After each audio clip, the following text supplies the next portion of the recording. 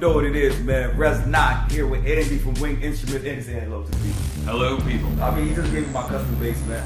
I'm like ridiculously ecstatic. Trying to actually be as cool as I can for the camera. As soon as I get in the car, I'm gonna go crazy. Yes! But here I'm super cool. So, Andy, tell them about yourself, man, all that good stuff. Well, yeah, I started this company a couple years ago. I used to travel from LA to Boston all the time for business, or Boston to LA, and I really wanted to take something with me. I'm a bass player. I've been playing for over 30 years. And it sounds like it, just so we're clear. It sounds like you've been playing for a while. And it's really positive. Don't sleep. Don't get it messed up. Don't make me come over there. Don't get it messed up. He got bars. He got bars, son. I was messing around with the capo on my standard bass. I don't need the first 11 frets to practice. What I wanted is an instrument that kind of felt as close as possible to my real instrument. You can write on it, go through your arpeggios or chords and stuff like that. It's naturally tuned an octave higher, which wasn't a problem.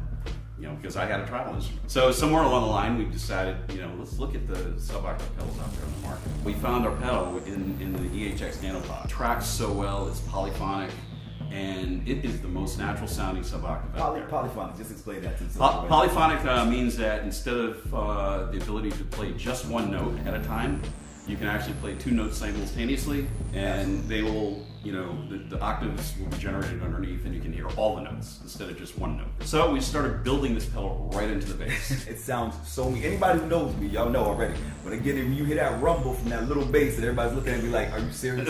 Did you really just play that out of that little thing?" So no way it sounds like that. That's from the pod, and that's what he's talking about. All the players that we've sold basses to, close to 200 to date, none of them have ever come back and said, "This isn't for me." Exactly. They've all said, I spend a little time with it, I'm hooked. We experimented with different scales. You yourself have a custom scale, 22 inch, and we just built REZNOC a 30 inch scale. We're convinced that 30 is the new 34, because typically up until this point, players have gotten turned off.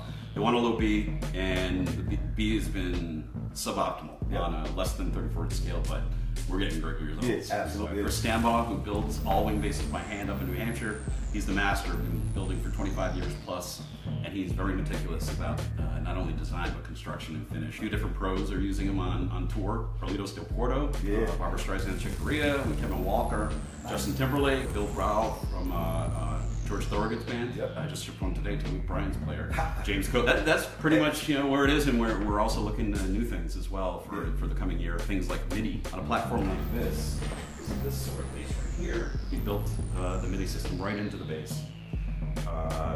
This is happened to be the Roland system, but we're working with other companies as well.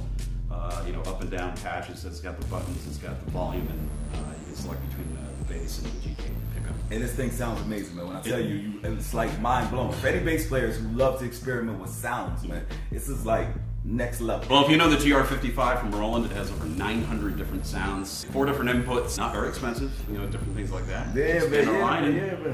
Keep rolling, man. Yeah, that's it. It's amazing stuff, man. It's all amazing. And these basses sound amazing, man. Like, I can't stress that enough. The tones are ridiculous. Like, the amount of tones you can get out of any one of these basses. I just think of it as short scale bass. Like, I play it everywhere. Small gigs, big gigs. I played on a huge stage with it. Played on teeny tiny stage. Doesn't matter. It still sounds amazing. With the sub-octave pod pedal, man, you can get some crazy, like, almost synthy, trippy kind of sound. And then the clarity is not lost. And that's the biggest thing that I've always had problems with, like any octavers or any sub-octave pedal. When you get to a certain level, you lose all clarity. One of my friends, Joe Scott, like one of the dopest bass players, right? He was like, yo, it's crazy how fast you can adapt to it. Like, he played it for like maybe 10 minutes, and by like the third minute, he was already going in. One of the big things that drew me to it, I really wanted to get better at the upper fret. Either I start there and stay there, or I was like way down in the top, in the low 5, and that was it. That's all I played with. So playing with the wing bass, I feel like ridiculously comfortable going from one to the other. It helps with the feel of dynamics too, because there is a higher tension on the strings. And you almost have to have a different kind of feel or a different kind of attack with your fingers or a pick.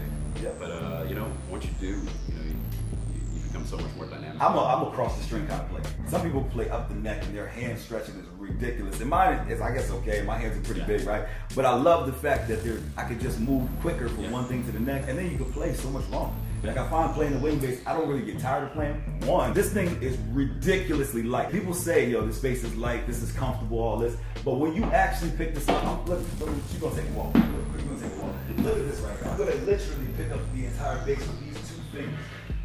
Like, I don't know if you see that, my 2 fingers, now I'm strong. Granted, I'm strong. But this little thing, this thing is so light, it's ridiculous. It feels amazing to hold. It feels like when you're playing it for over a long period of time, it's not like my shoulders or my back or anything like that. I think Scott from Scott's Bass Lesson was probably hit it on the head when he said he's always playing short scales. Like, he doesn't play anything but a 31 inch, and that's it. Yeah. He's like, that's the longest he'll go. He's like, every now and then he'll go 33. Yeah. And he said it's because of his back. He was like, his back just kills him. And he's like, he'll play like 4-hour gigs and goes to the next gig, and his back was so tore up over time that it wasn't working. I tell you, for us guys that get older, still want to play. I mean, 4 hours on a stage with a heavy bass like that is not working. Our first 30 inch that we came out with happened to end up at 5 pounds. 5 pounds. 5 pounds worth of bass. And I could, like you said, I could play that thing all night without getting tired. Yeah. You know, it's definitely worth it. You don't realize it, at least I didn't realize it, until I went back to playing another bass. Right. Threw it on, I was like, oh wow. After like 10 minutes, I was like, hold on, man, this thing is heavy, man. Yeah. Nobody else gonna hold this. I was like, yo, you Did it gotta work chill. out? I had to sit it down. I was like, yo, I gotta sit it down, put this thing on my lap, man. This thing is heavy.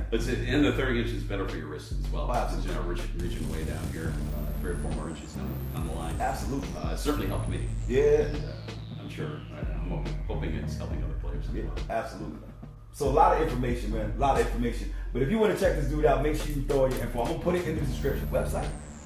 Wingbass.com. Okay, wingbass.com. Easy. That's You can't easy. get no. You can't get no And simple. my email is andy@wingbass.com. There we go. Yeah, There we shoot me go. a line. I'll be glad to answer any question you have. I love this instrument, man. I cannot tell you how much I like it. I think it's a progressive bass. If I could protect my body even longer and play longer without having to worry about my wrist, without having carpal tunnel, without having to worry about my spine, my back, my posture so much, because it's more comfortable to play. And then on top of that, it sounds like a monster. You kidding me over here, money? Like, what else could you possibly ask for? Like, what is this? That's like the what's the Cinco Factor? I don't even think that's a real thing, but that Cinco Factor, man, that's this many right here. You can't get no better than that. You gotta rock with that. Yeah, so definitely, man. Well, it's a pleasure, man. Once again, we up here in Rhode Island. Andy, say something to the people. Hey, I want to thank REZNOC for taking this video, and like I said, if any of you out there have any questions about Wingbass or our company, feel free to send me an email, andy@winginstruments.com or andy@wingbass.com. Either one will work, and you know, I'll be glad to answer your questions. Absolutely. Thanks a lot. Absolutely, man. Come on, man. Give me some. Always a pleasure. My pleasure, man. Thank you so much, man. Thank you so much. Hold up. I know you didn't just sit through this whole video. It was about to just take off without hitting like or subscribe or none of that. Make sure you get that like button, man. Make sure you subscribe. I don't even care if you don't like it. I'm just playing, man. But if you liked it, man, make sure you hit like, hit subscribe. Hit me in the comments, man. I'm gonna see y'all soon, man. Take care.